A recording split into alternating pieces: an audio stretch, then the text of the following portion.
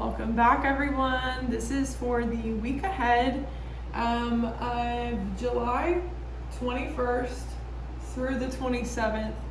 And it's a little late, but most of the action isn't going to happen until later this week. So right now we are still coming down off of, I believe we just exited the Gemini moon that we had over the weekend or over Sunday. And Monday, and it's moving, and we're moving into Cancer now as the sun moves into Leo, and then we'll have a new moon in Leo as well on the 24th on Thursday, where we'll have Leo taking over Mercury, the sun, and the moon. Our communication, our emotions, and our awareness, really, the way we're seeing things, thinking about things, and stepping into power. And I think that's what this Gemini moon offered us. It offered us a chance to see the ways in which we deceive ourselves. And so one of the biggest things coming through, whether this is just all about you or whether this is about another person or multiple people in your life, there are answers that you need that will be coming in this week. And this is and just remember, just to preface, Venus and Uranus are both in Gemini right now. So as we break patterns, especially patterns that affect how we attract love and abundance in our life, as well as patterns that foster the growth of the feminine, whether that be the divine feminine of the collective, and healing masculine, ancestral wounds and things like that, or whether that be the feminine within and your ability to creatively flow and be more in that feminine energy for yourself. These patterns are what are going to trigger confusion, like breaking those patterns because of Uranus. And Uranus is all about rebellion. And so breaking patterns is a rebellious act of self-care, right? So Gemini right now over the weekend has presented us with some kind of paradox. And that has been the challenge, is what do I do with this paradox? And I think the challenge is, can you even see the paradox? So some of you guys could have gotten really trapped in some kind of fear state over the weekend, specifically dealing around emotional well-being. This is like, am I loved as much as I'm given, as much as I'm giving out? Am I receiving what is, due to me? Am I being respected? Am I being cared for? Am I lovable? Like those types of questions coming up. Abandonment wounds, rejection wounds coming up, betrayal wounds specifically. So I feel like a lot of challenges around how you want to move forward came up this weekend to prepare us all for this new moon in Leo. Now, as I said earlier in the month, we had a kind of a full moon around endings with Capricorn, because Pluto just moved out of Capricorn into Aquarius. And now we have this new moon around endings, but also new beginnings. This is like courage. Where does your courage come from? Where does your bravery come from? Where does that lion's heart come from? And the reason why I say it's an ending is because Leo is a sister sign to Aquarius, where Pluto just moved into. So it was like the full moon prepared us for the future, right? Because Pluto's a 20-year transit. So the full moon that we just had prepared us for the next 20 years in letting go of the past. And now Leo brings up the shadow traits that Aquarius might trigger in us, because it is the shadow of Aquarius, so to speak. So this is about focusing on, again, coming back to joy, yes, the sun. But with that sun, sometimes we fly too close to the sun. And then we get triggered by the shadow, we fall into darkness, and then we have to settle with ourselves, level with ourselves. And so last week we had a lot of readings about familiars and how to handle familiars and how familiars trigger each other. And whether this be a familiar in your life that you have either met or reacquainted with, or whether this be just something in your reality that triggered this within you, based on a familiar, based on your past, the past is most likely coming up for you right now in a triggering way, in a way that makes you question yourself, in a way that makes you feel uncertain of, specifically, like, for a lot of you guys, I'm getting self-worth, forward movement, but things that make you juggle. Whatever is making you juggle things in your reality, go back and forth, it's uncertainty. And that is the essence of Gemini, but it is meant to help you get curious about angles and sides of things that maybe you didn't see previously. So, this is what I'm hearing with this reading is put yourself in my shoes, and what would you do if you were in my shoes? So I think for most people, this has to do with another person and how this is going to affect your future. And this could be multiple people, so take that as that resonates. But as we grow, as we change, if someone's not in our life and wanting to come back around, or if we've grown and changed a lot and a new person comes in and hasn't seen that growth and change, it takes time to gain awareness of all angles and vice versa, to understand both people's sides, to be able to come together. So that's the kind of message that I've been receiving, to be honest, for over a week or so now. And I let it simmer before I brought it to the collective. So with that being said, because of the sun, because of the illumination of shadows, we have this judgment, okay? So this can sometimes be a judgment call, like it's time to change this, it's time to take action in this direction, or it's time to set this boundary, or whatever this is. But sometimes judgment also casts judgment, like the actual feeling of being judged. And after this judgment comes the Tower. So this is what happened over the weekend for most of you guys.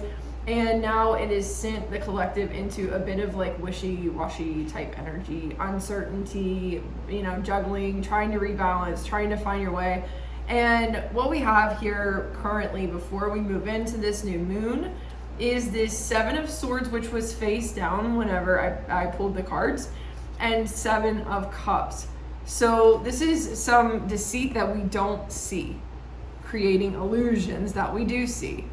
So this being hidden gives me the sense that there is self-deceit, there is denial, and or there is confusion about something based on a wound, a personal wound, an internal wound here that is casting an illusion on our reality. We're not seeing something clearly because we are overly caught up in some wound here, and that wound is like taking over in our body, in our mind, like a thief. Okay, and so this is creating this sense of a lack of safety. But with the Cancer card, that safety is an emotional safety more than a physical safety. So we have this week a lot of prosperity coming in, financial, in terms of love, in terms of opportunity.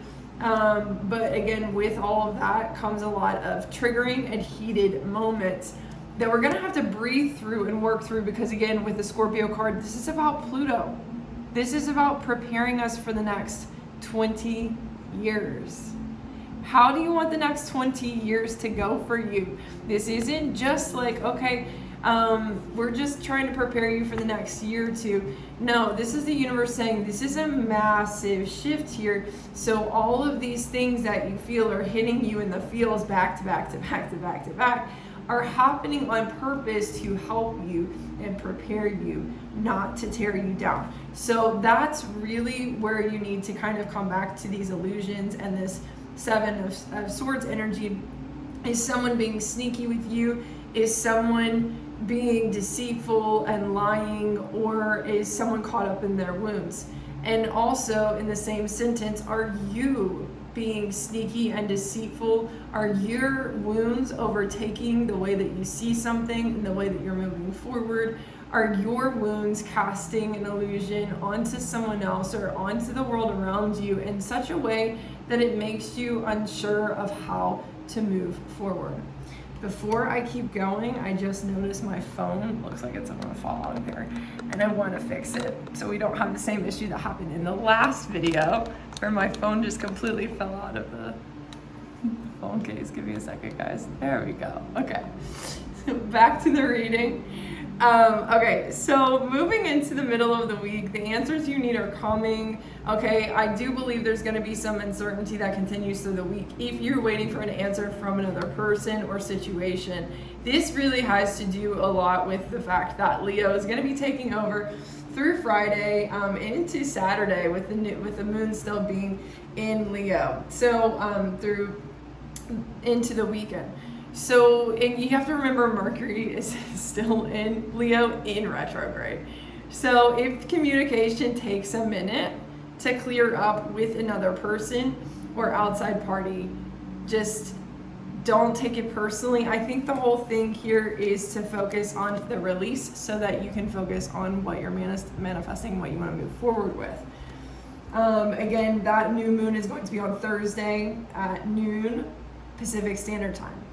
So it's really about the action you want to take this week, and not just the action, you know, this is like self-initiation. Like, how do you want to self-initiate something? Like, how do you want to take action towards whatever it is that you want to do? This could be about self-care. Again, with the Venus energy, this could be about self-care. This could be about some creative inspiration and something you want to move forward in that way. With like something that you want to create, some kind of project or something with your work, some kind of expansion. This is about passion, but passion in the way of creativity and what you love, okay? What makes life worth living. This is about reigniting this within yourself. And this, again, for many of you guys, this is going to help take your mind off any challenging situations that are outside of your control. But it's also going to create this equilibrium in your life that calls in the right energy at the right time. This creative moment that's happening this week it's not meant to come from ego. It's not meant to come from fight or flight. And that's the challenge of having Uranus and Gemini right now, is it can bring that kind of energy if you are not leveling with yourself. So just remember that this new moon is meant to be a liberating new moon, but it does have that potential to be challenging, triggering, and cause unnecessary chaos. Now, moving forward, we have the Two of Swords and the Star card. So there is going to be healing that comes in towards the weekend here. And something, I think really it's kind of based off of a gut feeling here. So, and I think for many of you guys, this is going to be like a deep trusting of your intuition that shifts, because the challenge card for the entire reading was believe in your good luck in reverse, which is a Sagittarius card, and Sagittarius is about the long-term goals. We have Sagittarius in the astrology dice coming out, as well as the North Node, your destiny, your destined path, and the 10th house, house of reputation, public stature. Okay, so sometimes when this kind of thing comes in, what I'm getting is the sense of the past is overtaking and overshadowing what we're capable of doing in the future. And so we're starting to doubt what we're capable of making happen in the future for ourselves. We're starting to doubt our luck and our fortune because of past shadows coming up and like eating at us. So we have, again, this Two of Swords that might represent needing to put your head over your heart for just a moment and take action for self-care and really go after what is best for you, because the heart could be causing challenges that stop you from moving forward. But also, I believe this is also based off of gut trust and in really trusting what you believe is going to happen moving forward. And I think the whole thing here is you create your reality, and that's what Gemini is saying. So if you believe that whatever comes next is going to be based off of just your past and not what you're capable of now, then you will manifest that. But if you believe that you deserve better and that you can create better, then you will create that too.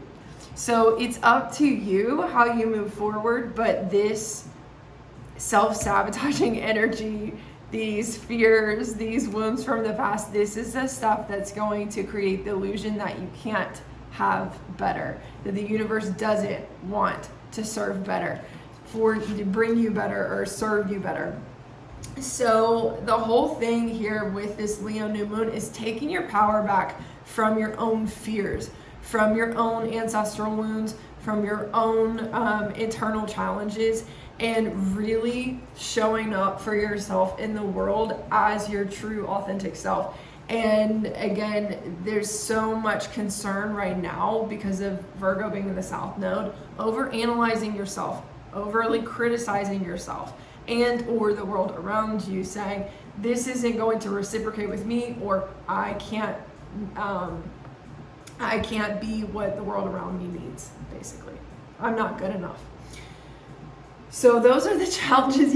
Excuse me. And every time I feel like I get challenged speaking on this, it challenges my solar plexus and it challenges my throat. So those are the two areas that are going to feel blocked: your forward movement, your confidence, as well as the throat, your voice, your truth, your ability to speak, express yourself. Burp confirmation. Okay, so clearing that energy out, moving forward towards the towards the weekend. We have the Magician, and then we have the Eight of Wands coming out here, and really this is kind of like you prosper, you make it happen. The challenge with the Magician is, again, you're going to manifest whatever it is that you speak into reality. So the Magician is about manifestation and using what you have to basically create better and more. But the Magician with the Eight of Wands could also represent if you manifested based on your self-deceit or this fear or whatever this is. If you manifest from this perspective, then you could also manifest chaos. This Eight of Wands could represent some kind of chaos. So just remember that this is basically saying this is all up in the air, but you have to choose from your heart. If you want to create more, that is what Leo wants. That is what Aquarius wants. And the only challenge here is the karma involved. So again, coming back to the 10th house in the past, whatever the past is bringing you is really bringing you for what? Release, closure. It's not bringing it up to rub it in your face and tell you that you don't deserve better. It's bringing it up to help you release it and take your power back. So good luck, guys. Happy new moon. And if you're seeking personal assistance with your journey or your healing process, book a private session with me, link in bio, or catch me on live for personal readings and energy healings. Take care, everyone.